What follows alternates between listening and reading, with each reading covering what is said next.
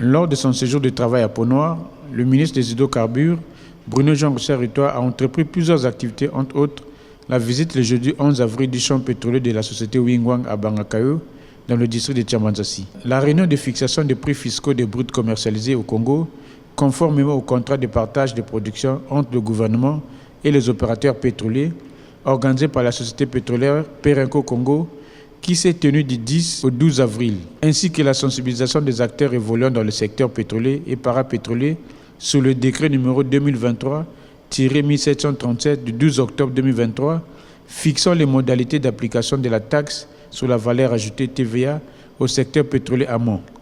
Bruno Jean Richard-Rutois a débuté son séjour par la visite des installations de la société pétrolière Wingwang. Au sortir de cette visite, le ministre en charge des hydrocarbures a donné une note de satisfaction. Cette transformation, elle va dans le sens de ce que nous, Africains, on a toujours voulu.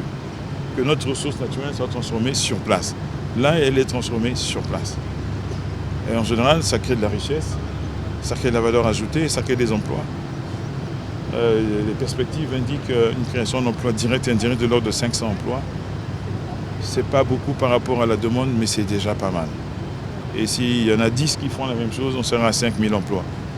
Et donc on les encourage et on encourage les autres pétroliers à faire la même chose. Je crois qu'il y en a d'autres qui ont quelques projets dans le même sens et j'espère qu'assez rapidement, ils vont concrétiser cela. Donc je sors de cette visite extrêmement satisfait. Après la visite, le ministre des Hydrocarbures a pris part à la clôture de la réunion de fixation des prix des brutes commercialisés. 3 jours durant, les experts ont analysé le marché du pétrole au premier trimestre 2024, les perspectives du marché au deuxième trimestre, le comportement des brutes congolais sur les marchés internationaux et fixer les prix. Je voudrais à ce stade me réjouir et saluer les initiatives prises par le comité de prix en général et en particulier par son président, d'examiner à chaque réunion du comité des prix une thématique portant sur les fondamentaux de la commercialisation des brutes sur le marché international. Vous aviez examiné, je crois, les questions de pricing period et cette fois-ci, vous avez choisi d'analyser les questions de fret maritime. Je vous encourage à continuer. Nous n'avons pas d'autre choix que de travailler ensemble à l'optimisation des leviers que constituent notamment les différentiels. Au terme de son séjour, le ministre des Hydrocarbures, Bruno Jean Richard-Rutois, a sensibilisé les acteurs évoluant dans le secteur pétrolier et parapétrolier sur le décret numéro 2023-1737 du 12 octobre 2023 fixant les modalités d'application de la taxe sur la valeur ajoutée, TVA, au secteur pétrolier amont. Pendant plus de 2 heures, il a éclairé la lanterne de ses opérateurs sur le contenu du décret. Il s'agit de concilier pour le gouvernement plusieurs principes.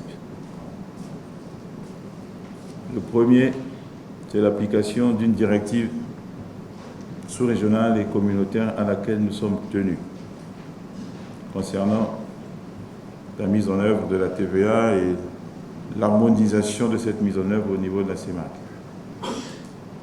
C'est une directive supranationale à laquelle nous n'avons aucun moyen d'échapper.